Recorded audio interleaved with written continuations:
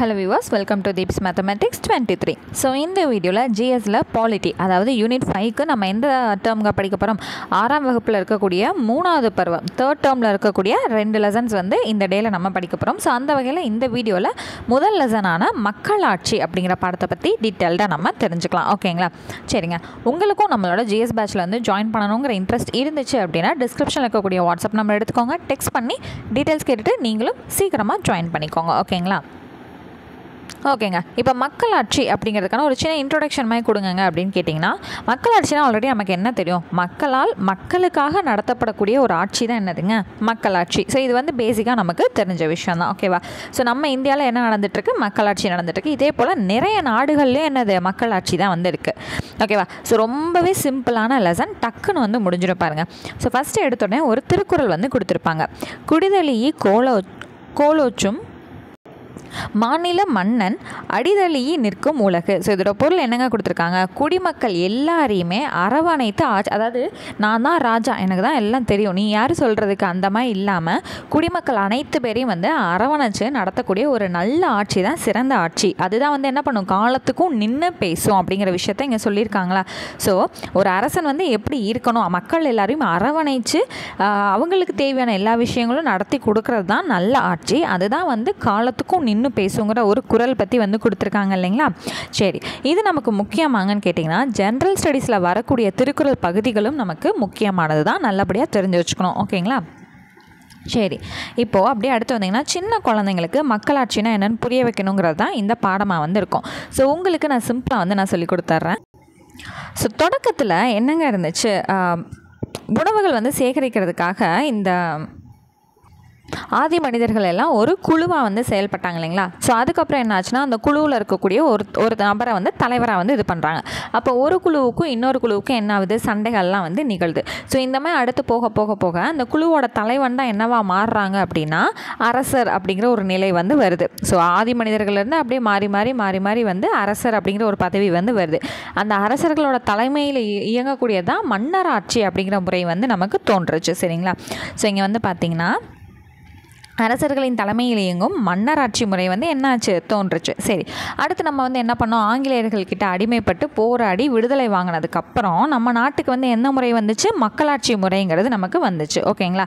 சரிங்க. அடிமைப்பட்டு கிடந்து விடுதலை ஆனதுக்கப்புறம் நமக்கு என்ன கிடச்சிச்சு? மக்களாட்சிங்கிற ஒரு முறை வந்து நம்ம வந்து ஏற்றுக்கிட்டோம். ஓகேங்களா? ஸோ ஃபஸ்ட்டு ஆதி மனிதன்லேருந்து தலைவர் உருவாகுது. அந்த தலைவர்கள்ங்கிறது காலப்போக்கில் மாறி மன்னருங்கிற நிலையை வந்து அடைகிறாங்க, அரசருங்கிற நிலை. அடுத்து வந்து அந்த அரசருங்கிறது தான் என்ன ஆகுது? மன்னராட்சியாக மாறுது. அதுக்கப்புறம் நம்ம அடிமைப்பட்டு கிடந்து விடுதலை பெற்றதுக்கப்புறம் தான் நமக்கு என்ன கிடைக்குது? மக்களாட்சிங்கிறது கிடைக்குது. சிம்பிளாக முடிஞ்சுங்களா? சரிங்க. இப்போ இந்த மக்களாட்சி முறையை பற்றி ஆப்ரஹாம் லிங்கன் என்ன டிஃபைன் பண்ணியிருக்காருன்னு பார்த்தீங்கன்னா, மக்களால் மக்களுக்காக மக்களே நடத்தும் ஆட்சி மக்களாட்சி. ஸோ இங்கிலீஷ் மீடியம் ஸ்டூடெண்ட்ஸ் எல்லாருமே எப்படி படிச்சிருப்பீங்க? By the people, of the people, for the people நம்ம படிச்சிருப்போம் இல்லைங்களா? அதே தான், மக்களால் மக்களுக்காக மக்களே நடத்தும் ஆட்சி தான் மக்களாட்சி அப்படின்னு வந்து ஆப்ரஹாம் லிங்கன் வந்து சொல்லியிருக்காரு. அவ்வளோதான். ரொம்ப சிம்பிளாக இருக்கு இல்லைங்களா அந்த லெசன்? சரிங்க. இப்போது சில விஷயங்கள் உங்களுக்கு நான் சொல்லி கொடுத்ததுக்கப்புறம் ஃப்ரண்ட் பேஜுக்கு வந்து வந்துடும். சரிங்களா? இப்போ மக்களாட்சி வந்து எப்படி இருக்குன்னு பார்த்தீங்கன்னா, ரெண்டு வகையாக இருக்குங்க. ஒன்று நேரடி மக்களாட்சி, இன்னொன்று பிரதிநிதித்துவ மக்களாட்சி. நேரடி மக்களாட்சிக்கும் பிரதிநிதித்துவ மக்களாட்சிக்கும் என்னங்க டிஃப்ரென்ஸ் இருக்குதுன்னு கேட்டிங்கன்னா, நேரடி மக்களாட்சினா என்ன விஷயமா இருந்தாலும் மக்கள் அனைவரும் சேர்ந்து தாங்க டிசிஷன் எடுப்பாங்க. சரிங்களா? இப்போ மக்கள் வந்து ஓட் பண்ணுறாங்க. எதுக்காகனா, சட்டங்கள் விதிகள் அனைத்துக்குமே யார் தான் ஓட் பண்ணுறாங்க? மக்கள் தான் ஓட் பண்ணுறாங்க. சரிங்களா? அதாவது நேரடி மக்களாட்சியில் என்ன ஒன்று நடந்தாலும் அனைத்து மக்களும் சேர்ந்து தான் டிசிஷன் எடுக்கிறாங்களாம். சரிங்களா? இதே பிரதிநிதித்துவ மக்களாட்சி அப்படின்னா என்னென்னா, மக்கள் வந்து வாக்களித்து சில நபர்களை வந்து தேர்ந்தெடுக்கிறாங்க. எங்களுக்காக நீங்கள் பேசுங்க, எங்களுக்காக ஆட்சிகளை நீங்கள் மேற்கொள்ளுங்க அப்படின்னு சொல்லிட்டு பிரதிநிதிகளை வந்து தேர்ந்தெடுத்து கொடுத்துட்றாங்க. அந்த பிரதிநிதிகள் தான் என்ன பண்ணுறாங்க? சட்டங்களையும் விதிகளையும் வந்து உருவாக்குறாங்க. சரிங்களா? இப்போ புரிஞ்சுதா? மக்களாட்சி ரெண்டு வகையாக இருக்குது. ஒன்று நேரடி மக்களாட்சி, இன்னொன்று பிரதிநிதித்துவ மக்களாட்சி. நேரடி மக்களாட்சினா மக்கள் அனைவரும் ஒன்றுபட்டு முடிவெடுக்கக்கூடியது. நமக்கு இதுதான் கரெக்டாக இருக்கும், நமக்கு இதுதான் தேவை, நமக்கு இது தேவை இல்லைங்க அப்படிங்கிற நேரடியாக வந்து என்ன பண்ணுறாங்க? மக்களே வந்து முடிவெடுக்கிறாங்க. இதே பிரதிநிதித்துவ மக்களாட்சினா மக்கள் அனைவரையும் உட்கார வச்சு பண்ண முடியாதுங்க, அதனால நம்மளுக்கான பிரதிநிதியாக நான் வந்து முன்னாடி போய் நமக்காக வேணுங்கிறத நான் பண்ணுறேன் அப்படின்னு சொல்கிறனால மக்கள் வந்து என்ன பண்ணுறாங்க, எலெக்ஷனில் ஓட்டு போட்டு எங்களுக்கான பிரதிநிதி இவர் தான் சொல்லி தேர்ந்தெடுக்கிறாங்க. அந்த பிரதிநிதி முன்னாடி போய் என்ன பண்ணுறாங்க, சட்டங்கள் விதிகள் எல்லாத்துக்குமே வந்து அப்ரூவல் வந்து கொடுத்து நடத்துகிறாங்க. சரிங்களா? சரி, இப்போ நேரடி மக்களாட்சிக்கான எக்ஸாம்பிள் நாடு வந்து சுவிட்சர்லாந்து. சரிங்களா? பிரதிநிதித்துவ மக்களாட்சினா நம்ம நாடே தான். ஓகேங்களா? இந்தியா, இங்கிலாந்து, அமெரிக்கா ஐக்கிய நாடுகள். ஸோ இங்கே கொடுத்துருக்கக்கூடிய நாடுகளோட பெயர்கள் என்ன பண்ணணும், மெமரைஸ் பண்ணி வச்சுக்கணும். ஓகேவா? சரி, இப்போ கொஞ்சம் முன்னாடி இருக்கக்கூடிய கண்டென்ட் எல்லாம் பார்த்துட்டு வந்துடுமா. ஸோ இந்த பாடத்தோட மெயின் கண்டென்ட்டே இப்போ நம்ம படித்தோம் இல்லைங்களா, அது ஒன்று மட்டும்தான். சரி, இப்போ மக்களாட்சி அப்படிங்கிற ஒரு விஷயம்னா கண்டிப்பாக ஏதோ ஒரு இடத்துல அது பிறந்திருக்கணும் இல்லையா? மக்களாட்சிங்கிற ஒரு விஷயம் ஏதோ ஒரு இடத்துல தோன்றினதுக்கப்புறம் தான் அவங்கள பார்த்து நம்ம எல்லோரும் ஃபாலோ பண்ண ஆரம்பிச்சிருப்போமா? அப்படி எந்த இடத்துல அது தோன்றுச்சுன்னு பார்த்தீங்கன்னா கிரேக்கம். அங்கே தான் வந்து என்ன பண்ணுச்சு, மக்களாட்சியின் பிறப்பிடம். ஓகேவா? சரி, இப்போ டெமோக்ரஸி அப்படிங்கிற வார்த்தை இருக்கு இல்லையா, அது வந்து 2 கிரேக்க சொல்லிலிருந்து உருவானது. சரியா? ஓகே, அது வந்து என்னென்னா டெமோஸ்கிரேட்டியா அப்படிங்கிற இந்த 2 வார்த்தையிலேருந்து தான் நமக்கு இந்த டெமோக்ரஸிங்கிற வார்த்தை வந்து உருவாயிருக்கு. அந்த 2 வார்த்தையும் எங்கேருந்து எடுக்கப்பட்டதுன்னா 2 கிரேக்க சொற்களிலிருந்து நமக்கு பெறப்பட்டது. டெமோஸ் அப்படின்னா மக்களுங்க, கிரேட்டியா அப்படிங்கிறது வந்து அதிகாரம், அப்படி இல்லாட்டி ஆட்சி அப்படிங்கிறது குறிக்கும். இதெல்லாம் நமக்கு தேவையான்னு கேட்டிங்கன்னா கண்டிப்பாக இந்த மாதிரி கொஷின்லாம் நமக்கு ப்ரீவியஸ் இயர் கொஷினில் நிறையா ப்ளேஸ் ஆகிருக்குங்க. அப்போ இந்த பாக்ஸ் வந்து நமக்கு ரொம்ப ரொம்ப முக்கியமானது. ஓகேவா? ஸோ இதுக்கடுத்து வந்திங்கன்னா மக்களாட்சி 2 வகைப்படும். அது வந்து நேரடி மக்களாட்சி, பிரதிநிதித்துவ மக்களாட்சிங்கிறது நான் உங்களுக்கு அந்த படத்தில் சொல்லி கொடுத்ததெல்லாம் சும்மா வந்து சென்டென்ஸாக இங்கே இருக்கும், ஜஸ்ட் ரீட் அவுட் பண்ணிக்கோங்க, பெருசாக வேறு எதுவும் இருக்காது. நேரடி மக்களாட்சிங்கிறது வந்து சுவிட்சர்லாந்து தான் எக்ஸாம்பிள்னு பார்த்தோமா. ஸோ அதை பற்றி தான் இங்கே வந்து கொடுத்துருக்காங்க. அங்கே பாருங்கள், நிறைய மக்கள் உட்கார்ந்து அதுக்கான விஷயங்களை வந்து தேர்ந்தெடுக்கிற மாதிரி வந்து கொடுத்துருக்காங்க. சரிங்களா? நேரடி மக்களாட்சியில் மக்களே சட்டங்களை உருவாக்கின்றனர், அனைத்து சட்ட திருத்தங்களையும் மக்கள் தான் அங்கீகரிப்பர். இப்போ நம்ம நாட்டில் பார்த்திங்கன்னா சட்ட திருத்தம் நடக்கணும்னா அதுக்கு பார்லிமெண்ட் தேவை. சரிங்களா? நாடாளுமன்றம் இருக்கு இல்லையா, அது தேவை. ஆனால் சுவிட்சர்லாந்தில் மக்கள் தான் எல்லாத்தையுமே வந்து மாற்றி அமைப்பாங்களாம். அரசியல்வாதிகள் நாடாளுமன்ற செயல்முறைகளின்படி ஆட்சி செய்வர். நேரடி மக்களாட்சியை வெற்றிகரமாக செயல்படுத்தும் வரலாற்றை சுவிட்சர்லாந்து பெற்றுள்ளது. ஓகேவா? அவ்வளோதான். அடுத்த பேஜில் இந்த கண்டென்ட்டும் நம்ம தெரிஞ்சுக்கிட்டோம். இதுக்கடுத்து என்ன இருக்குங்கிறத பார்ப்போமா. சரி, இங்கே பிரதிநிதித்துவ மக்களாட்சியிலுமே 2 வகையாக வந்து இருக்காங்க. ஒன்று நாடாளுமன்ற மக்களாட்சி, இன்னொன்று அதிபர் மக்களாட்சின்னு சொல்லிட்டு 2 வகையாக வந்து இருக்குது. பிரதிநிதித்துவத்திலேயே 2 டைப் இருக்குது. அதாவது நாடாளுமன்றம் அப்படிங்கிறது எங்கெங்கன்னா இந்தியா அண்ட் இங்கிலாந்தில் வந்து நடக்குது. ஆக்சுவலாக நமக்கு வந்து அரசியலமைப்பு சட்டம் வந்து அந்த புக்கை எழுதும் போது நிறையா நாடுகளுக்கு போய் பார்த்து இது வந்து நம்ம நாட்டில் தான் நல்லாயிருக்கும், இந்த விஷயம் நம்ம நாட்டுக்கு தேவைப்படும்ட்டு ஒரு நாட்டிலேருந்தும் நிறைய விஷயங்கள் வந்து கலெக்ட் பண்ணிட்டு வந்தால் தான் நம்மளோட இந்திய அரசியலமைப்பு இல்லைங்களா. ஸோ அதே போல் நமக்கு நாடாளுமன்ற மக்களாட்சி இருந்தால் பெட்டர் அப்படிங்கிற விஷயத்த நமக்கு எடுத்ததே எந்த நாட்டில் இருந்துன்னா இந்த இங்கிலாந்துலேருந்து பார்த்து தான் நமக்கு எடுத்துகிட்டு வந்திருக்காங்க. ஓகேங்களா? ஸோ இது வந்து ரொம்ப முக்கியமான ஒரு விஷயங்க. இது எல்லாமே நம்ம ஹையர் கிளாஸில் வந்து படிப்போம், 10th 12th எல்லாமே நமக்கு வந்து இருக்கும். ஓகேவா? அப்போ நாடாளுமன்ற மக்களாட்சிங்கிற விஷயத்தையே நமக்கு எந்த நாட்டிலேருந்து கொண்டு வந்தாங்கன்னா இங்கிலாந்து நாட்டிலேருந்து தான் நமக்கு கொண்டு வந்திருக்காங்க. ஸோ அதுக்கான எக்ஸாம்பிள் யாரை சொல்லியிருக்காங்க, நம்ம நாட்டையும் சொல்லியிருக்காங்க, இங்கிலாந்து நாட்டையும் சொல்லியிருக்காங்க. ஓகேவா?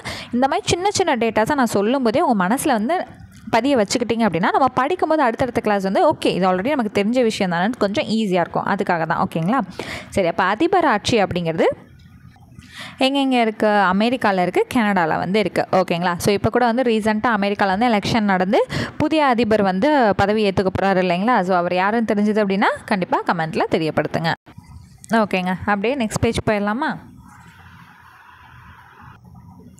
சரி, இப்போ வந்து பாருங்களேன், உலக மக்களாட்சி தினமாக வந்து அறிவித்திருக்கக்கூடிய நாள் வந்து என்னென்னு பார்த்தீங்கன்னா 2007 வருஷம் செப்டம்பர் 15 சரிங்களா? இதுதான் நம்மளோட உலக மக்களாட்சி தினமாக யார் அங்கீகரிச்சிருக்காங்க, ஐநா சபை வந்து அங்கீகரிச்சிருக்காங்க. இது வந்து ரொம்ப முக்கியமான ஒரு 1 மார்க்குங்க, நல்லா மெமரைஸ் பண்ணி வச்சுக்கோங்க. சரிங்க, மக்களாட்சி எல்லாமே ஓகே தான், பட் அதை எப்படிங்க வழி நடத்துகிறாங்க, இதுதான் நமக்கான ரூல்ஸ், இதுதான் நமக்கான திட்டங்கள், இது எப்படி கரெக்டாக நடைமுறைப்படுத்தி எப்படி வழிப்படுத்திக்கிட்டு இருக்காங்க அப்படின்னு வந்து கேட்டிங்கன்னா அது வந்து கவர்மெண்ட்டுக்கு கஷ்டமாக இருக்காதா? சரி ஓகே, மக்களாட்சி தான், மக்கள் தான் ஓட்டு போட்டு எல்லாமே இது பண்ணுறாங்க, ஒவ்வொரு நாட்டிலையும் மக்களை எப்படி வழி நடத்துகிறாங்கன்னு கேட்டிங்கன்னா அதுக்கு தான் நமக்கு பெரிய உறுதுணையாக இருக்கக்கூடியது நம்மளோட இந்திய அரசியலமைப்பு சட்டம். ஓகேங்களா? அதுதான் நமக்கு என்ன சொல்லுது, இதுதான் உனக்கான விதிகள், இதை மீறினா உனக்கு இதுதான் தண்டனை, இதுதான் உனக்கான நடைமுறை, நீ இப்படி தான் இருக்கணும் இருக்கணும். இந்த மாதிரி விஷயங்கள் எல்லாத்தையுமே நமக்கு சட்ட ஒழுங்கையும் பாதுகாக்கக்கூடியது என்னதுங்க, நம்மளோட அரசமைப்பு சட்டம் தான். ஓகேங்களா. ஸோ இது ஆல்ரெடி நான் உங்களுக்கு இன்னொரு கிளாஸ்லேயே நான் சொல்லி கொடுத்துருந்தேன் இல்லைங்களா, இருந்தாலும் இங்கேயும் வந்து தெரிஞ்சுக்கணும்.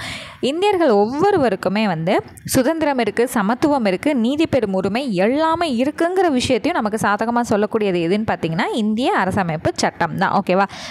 அதோட தந்தை வந்து யாருன்னு நம்ம சொல்கிறோம், பிஆர் அம்பேத்கருங்கிறது சொல்கிறோமா. இன்னொரு விஷயம், இந்திய அரசமைப்பு சட்டத்தை பற்றி நம்ம என்ன தெரிஞ்சுக்கணும்னு நினச்சிங்கன்னா, உலகில் எழுதப்பட்ட நம்மளோட அரசமைப்பு சட்டம் கையால் எழுதப்பட்டது தான். சரிங்களா. உலகில் எழுதப்பட்ட சட்டங்களிலேயே மிக நீளமானது நம்ம இந்தியாவோட இந்திய அரசமைப்பு சட்டம் தான். சரிங்களா. சரி, அதில் மொத்தம் வந்து என்னங்க, மொத்தம் 7 பேர் இருந்தாங்க. அதில் ஒருத்தர் தான் நம்ம பிஆர் அம்பேத்கர். அவர் தான் நம்மளோட இந்திய அரசமைப்போட தந்தை அப்படின்னு சொல்கிறோம் இல்லைங்களா. ஓகே.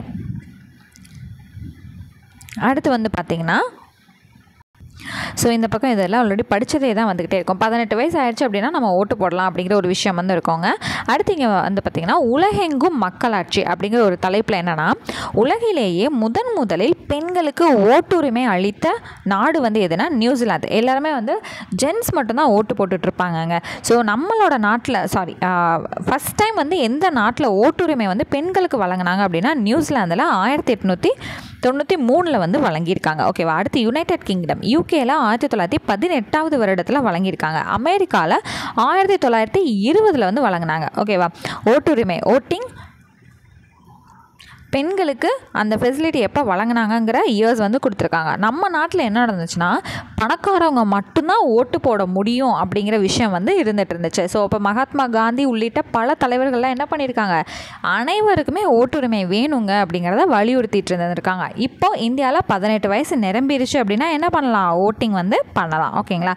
இந்திய குடிமக்களில் 79% பேர் தங்களது நாட்டின் மக்களாட்சியின் மீது நம்பிக்கை கொண்டுள்ளனர் அப்படிங்கிற ஒரு புள்ளி விவரம் வந்து நமக்கு தெரிவிக்குது. சரிங்களா. இந்த பட்டியலில் உலக அளவிலான இப்பட்டியலில் இந்தியாவுக்கு என்னவா ஃபர்ஸ்ட் பிளேஸா. ஓகேங்களா. ஸோ அதாவது அவங்களோட மக்களாட்சியை மக்கள் நம்புகிறாங்க அப்படிங்கிற வகையில் நமக்கு முதலிடம் கிடச்சிருக்கான். 79% பேர் நம்புகிறாங்களாம். ஓகேங்களா. சரிங்க. இப்போ உலகத்தில் இருந்த பழமையான மக்களாட்சி நாடுகள் என்னென்னங்கிற தெரிஞ்சுக்கோமா. பழமையான அப்படின்னா என்னது, கிபியில் முதல் அந்த மாதிரி விஷயங்கள் வந்து இருக்கும். கிபியில் ஆரம்பகட்ட ஏரியாக்கள் அந்த மாதிரி இருக்கும். ஓகேங்களா. சரி, பார்த்துருவோமா. கிரேக்கம் தான் வந்து மக்களாட்சியோட பிறப்பிடம்ங்கிறது பார்த்தோமா. கிமு 5ஆம் நூற்றாண்டுலேருந்து இருக்குதுங்க. இதோட அமைவிடம் கிரீஸ் அப்படிங்கிற ஏரியா. சிறப்பு கூறுகள் என்னென்னா அரசியல் தத்துவத்தின் அடித்தளம். ஸோ பிறப்பிடம்னா அதுதான் நம்மளோட அடித்தளமாக இருக்க முடியும்னு ஞாபகம் வச்சுக்கணும். சரியா. அடுத்தது ரோமானிய பேரரசு. எப்படி இந்த ரோமானியம் இல்லாமல் போவாங்க, கண்டிப்பாக கிரேக்கம் இருந்தால் ரோமானியரும் இருந்தது ஆகணும். கிமு 300 50 வரைக்கும் தீபகற்ப இத்தாலி ரோம். ஸோ ரோமானிய பேரரசுனாலே இத்தாலி ரோம் அந்த ஏரியா தான் நமக்கு வந்துடும் இல்லைங்களா. ஓகேங்க. சரி, இவங்களோட சிறப்பு என்னென்னா பழமையான அரசியலமைப்பு தற்போதும் நடைமுறையில் உள்ளது. ஸோ இவங்களோட பழமையான அரசியலமைப்பு முறை இன்னமுமே வந்து என்ன பண்ணுறாங்க, ஆக்சுவலாக படிச்சுட்டு இருந்தது இந்த ஏரியா நான் இங்கே சொல்லிட்டேன். ரோமானிய பேரரசு தீபகற்ப இத்தாலி ரோமில் வந்து இருக்காங்க. நாகரிக வளர்ச்சியின் உலகளாவிய விரிவாக்கம். ஸோ ரொம்ப நாகரிகமாக இருக்கிறவங்க ரோம். ஓகேங்களா. அவ்வளோதான். அடுத்து சான் மெரினோஸ் அப்படிங்கிறது கிபி 301. இது இத்தாலி நாட்டை சேர்ந்தது. பழமையான அரசியலமைப்பு தற்போதும் நடைமுறையில் உள்ளது. அவ்வளோதான். அடுத்து ஐஸ்லாண்டுன்னு சொல்கிறோம் இல்லைங்களா. கிபி 930 திங்வேலிர் அப்படிங்கிற பகுதி. இது உலகிலேயே பழமையான மற்றும் நீண்ட காலமாக செயல்பட்டு வரும் நாடாளுமன்றத்தை கொண்டது. அடுத்தது மனிதத்தீவு அப்படிங்கிற ஒரு இது கிபி 927 இங்கிலாந்திற்கும் அயர்லாந்திற்கும் இடையே உள்ளது. மன்னராட்சியின் கீழ் சுயாட்சி. அடுத்தது இங்கிலாந்து. ஸோ இங்கேருந்து தான் நமக்கான மக்களாட்சி எடுத்திருக்காங்க இல்லைங்களா, அதாவது நாடாளுமன்றம். இது 13ஆம் நூற்றாண்டு கிபி. இங்கிலாந்து 1215 எழுதப்பட்ட மகாசாசனம் மேக்னா கார்ட்டா. இது வந்து நமக்கு மேக்னா கார்ட்டா இது ரொம்ப முக்கியமான ஒரு பட்டய சட்டம்ங்க. இதை பற்றி வந்து அடுத்த கிளாஸில் வந்து நம்ம படிப்போம். அதாவது 10th அந்த மாதிரி ஏரியாலலாம் நம்ம வந்து படிப்போம். ஸோ இது ரொம்ப முக்கியமான ஒரு பாயிண்ட், ரொம்ப முக்கியமான ஒரு 1 மார்க்கும் கூட. சரிங்களா. அமெரிக்க ஐக்கிய நாடுகள் கிபி 1789. அமெரிக்க ஐக்கிய நாடுகள் மிக பழமையான மக்களாட்சிகளுள் ஒன்று. சரிங்களா. இது ஃபுல்லாக வந்து மெமரைஸ் பண்ணி வச்சுக்கணும். ஓகேவா. அடுத்து 1 மார்க் பார்த்துருவோமா. ஆதி மனிதனின் டேஸ் பகுதியில் குடியேறி விவசாயம் செய்ய தொடங்கினான். ஸோ ஆதி மனிதர்கள் வந்து ஆத்தங்கரையோரம் குடியேறி விவசாயம் செய்ய ஆரம்பித்ததா வந்து இந்த சமவெளி அந்த நாகரிகங்கள் வந்து அப்படி தான் உருவாச்சு. ஆற்றங்கரையோரம் தான் நாகரிகங்கள்லாம் உருவாச்சுங்கிறது படிப்போம் இல்லைங்களா. ஆதி மனிதன்லேருந்து நாகரிகங்கள் எப்படி உருவாச்சுன்னா ஆற்றங்கரையோரம் குடியேறி விவசாயம் செய்ய ஆரம்பித்ததுக்கு அப்புறம் தாங்கிற மாதிரி ஒரு கான்செப்ட் இருக்கும். அப்போ இது என்னது? ஆற்றங்கரையோரம், ஆற்றோரம். அடுத்தது 2வது கேள்வி வந்து பார்த்திங்க அப்படின்னா மக்களாட்சியோட பிறப்பிடம் வந்து எதுங்க? கிரேக்கம். அவ்வளோதான். ஒரு பாடத்தை படித்து முடித்தோடனே நம்ம வந்து 1 மார்க்ஸ் பார்க்கும்போதே நமக்கு வந்து என்ன தெரியுது? ஆன்சர்ஸ் வந்து தெரிய வருது இல்லைங்களா. உலக மக்களாட்சி தினத்தை வந்து அப்ரூவ் பண்ணது யார்? ஐநா சபை 2007 வருடம் செப்டம்பர் 15ஆம் நாள். அவ்வளோதான். அடுத்து நேரடி மக்களாட்சியில் வாக்களிப்பவங்க வந்து யார்? வாக்காளர்கள். ஓகேங்களா. அடுத்தது நேரடி மக்களாட்சியை செயல்படுத்தும் நாடு யார்? சுவிட்சர்லாந்து மட்டும்தான் அதில் வெற்றி கண்டிருக்கு. அடுத்து மக்களாட்சிக்கான வரையறை வகுத்தவர் வந்து யார்? ஆப்ரஹாம் லிங்கன் வந்து சொன்னார் இல்லைங்களா, மக்களால் மக்களுக்காக மக்களே நடத்துவதுன்னு. அடுத்தது மக்கள் டேஸ் அளிப்பதன் மூலம் தங்கள் பிரதிநிதிகளை தேர்ந்தெடுக்கின்றனர். மக்கள் வந்து வாக்களிக்கிறது மூலமாக, ஓட்டு போடுற மூலமாக தானே தேர்ந்தெடுக்க முடியும். சரி, அடுத்து நம் நாட்டில் டேஸ் மக்களாட்சி செயல்படுகிறது. நமக்கு என்னதுங்க? பிரதிநிதித்துவ மக்களாட்சி தானே. நம்மளாம் நேரடியாக போய் எல்லாத்துலேயும் நம்ம வந்து கமெண்ட்ஸ் வந்து கொடுத்து இதை நடத்துங்க அதை நடத்துங்கன்னு சொல்கிறோம் கிடையாது. ஓட்டு போட்டு நம்மளோட பிரதிநிதியை தானே அனுப்புகிறோம். அப்போ பிரதிநிதித்துவ மக்களாட்சி தான் நமக்கு நடக்குது. அவ்வளோதாங்க. இதில் ரொம்ப கம்மியான கண்டென்ட் தான் இன்றைக்கி நம்ம தெரிஞ்சுக்கிட்டோம் இல்லையா. என்னென்ன இம்பார்ட்டன்ட் பாயிண்ட்ஸ் பார்த்தோன்னு ஒரு தடவை அப்படியே சம்மரைஸ் பண்ணிடவா நான்? சரிங்க. மக்களால் மக்களுக்காக மக்களே நடத்தும் ஆட்சி மக்களாட்சின்னு ஆப்ரஹாம் லிங்கன் வந்து சொல்லியிருக்காரு. சரி, அடுத்து அப்படியே வந்தோம் அப்படின்னா மக்களாட்சியோட பிறப்பிடம் வந்து கிரேக்கம். டெமோக்ரஸிங்கிறது 2 கிரேக்க சொல்லிருந்து நமக்கு உருவானது. டெமோஸ்னா மக்கள், கிரெட்டியா அப்படிங்கிறது வந்து அதிகாரம், அப்படி இல்லாட்டி ஆட்சியை குறிக்குங்கிறது நம்ம ஆல்ரெடி படித்தோமா. சரிங்க. சுவிட்சர்லாந்து தான் நேரடி மக்களாட்சியை வந்து நடத்திக்கிட்டு இருக்கு அப்படிங்கிறத இந்த பாக்ஸ் மூலமாக நம்ம தெரிஞ்சுக்கிட்டோம். சரி, அடுத்து அப்படியே அடுத்த பேஜ் வந்தோடனே மக்களாட்சி 2 வகையாக இருக்குது. நேரடி மக்களாட்சி, பிரதிநிதித்துவ மக்களாட்சி. சுவிட்சர்லாந்து நடத்துது. இந்த பக்கம் பிரதிநிதித்துவ மக்களாட்சினா இந்தியா, இங்கிலாந்து, அமெரிக்கா ஐக்கிய நாடுகள் வந்து இருக்குது. ஸோ நேரடி மக்களாட்சினா எல்லா விஷயத்தையும் மக்கள் செய்வாங்க. பிரதிநிதித்துவம்னா நம்ம ஓட்டு போட்டு பிரதிநிதி அனுப்புவோம், அவங்க தான் எல்லாத்தையும் பண்ணுவாங்க. அவ்வளோதான். அடுத்து அப்படிங்கிட்டு வந்தோன்னா பிரதிநிதித்துவ மக்களாட்சியில் 2 விதம் இருக்குது. ஒன்று நாடாளுமன்றம், இன்னொன்று அதிபர் மக்களாட்சி. ஸோ நாடாளுமன்ற மக்களாட்சி இந்தியா, இங்கிலாந்து. அதிபர் மக்களாட்சி அமெரிக்கா, கனடா. அவ்வளோதான். ஸோ முடிஞ்சா டக்குன்னு முடிஞ்சு பாருங்கள். இங்கே வந்து ஐநா சபை வந்து உலக மக்களாட்சி தினமாக வந்து 2007 வருஷம் செப்டம்பர் 15ஆம் நாளை வந்து நமக்கு குறித்து கொடுக்குது. அவ்வளோதான். கீழே ஏதாவது இருந்துச்சா? எதுவுமே இல்லை. அதுக்கப்புறம் வந்து அரசமைப்பு சட்டம்ங்கிறது இருக்கிறதுலே உலகத்திலே நீண்ட ஒரு அரசமைப்பு சட்டம் வந்து நம்மளோட தான் கையால் எழுதப்பட்டது அப்படிங்கிறத இந்த ஒரு பாயிண்டில் நம்ம தெரிஞ்சுக்கிட்டோம். அப்புறம் 18 வயசு நிரம்பிச்சு அப்படின்னா ஓட்டு போட முடியும் இப்போ இருக்க காலகட்டத்தில். ஆனால் முன்னாடி வந்து பெண்களுக்கு வந்து உரிமை கொடுத்தது வந்து ஃபஸ்ட் டைம் கொடுத்தது நியூசிலாந்து 1893. அடுத்து யூகே வந்து கொடுக்குறாங்க 1918. அமெரிக்கா வந்து 1920 கொடுக்குறாங்க. அந்த டைமில் நம்ம நாட்டில் எப்படி இருந்துச்சு? பணக்காரவங்க மட்டும்தான் ஓட்டு போட முடியும்னு இருந்துச்சு. ஆனால் இப்போ எப்படி மாறி எடுக்க? 18 வயசு வந்து பூர்த்தியானாலே ஓட்டு போடலான்னு மாறி எடுக்க. 79% பேர் நம்ம இந்தியாவில் வந்து மக்களாட்சி மேலே நம்பிக்கை வச்சுருக்கிறதா சொல்கிறாங்க. ஸோ அந்த வகையில் அதுக்கு நமக்கு ஃபஸ்ட் ப்ளேஸ் வந்து கிடச்சிருக்குன்றாங்க. அடுத்து கிரேக்கம், ரோமானிய பேரரசு, சான்ஸ் மரினோஸ், ஐலாந்து, மனித தீவு, இங்கிலாந்து, அமெரிக்கா ஐக்கிய நாடுகள். இதை பற்றினா பழமையான மக்களாட்சி முறைகளை பற்றி நம்ம தெரிஞ்சுக்கிட்டோம். அவ்வளோதான். அடுத்து 1 மார்க் படித்தோம். லெசன் வந்து என்ன ஆயிடுச்சு? முடிஞ்சு போயிடுச்சு. ஸோ ஒரு தடவை நீங்கள் பார்க்குறதுக்கு தான் லெசன் பார்க்க பெருசாக இருக்க மாதிரி கண்டென்ட் நிறையா இருக்குமோன்னு இருக்கும். ஆனால் படித்ததுக்கப்புறம் பார்த்தீங்களா டக்குன்னு 5 நிமிஷத்தில் ரிவைஸ் பண்ணிட்டு போகிற மாதிரி தானே இருக்குது. ஸோ அவ்வளோதாங்க. ஸோ உங்களுக்கும் நம்மளோட டெஸ்ட் பேட்சில் வந்து ஜாயின் பண்ணணுங்கிற இன்ட்ரெஸ்ட் இருந்துச்சு அப்படின்னா டிஸ்கிரிப்ஷனில் இருக்க வாட்ஸ்அப் நம்பர் எடுத்து டெக்ஸ்ட் பண்ணி டீட்டெயில்ஸ் கேட்டு நீங்களும் தாராளமாக ஜாயின் பண்ணிக்கலாம். ஸோ நெக்ஸ்ட் கிளாஸில் மீட் பண்ணுறேன். தேங்க்யூ.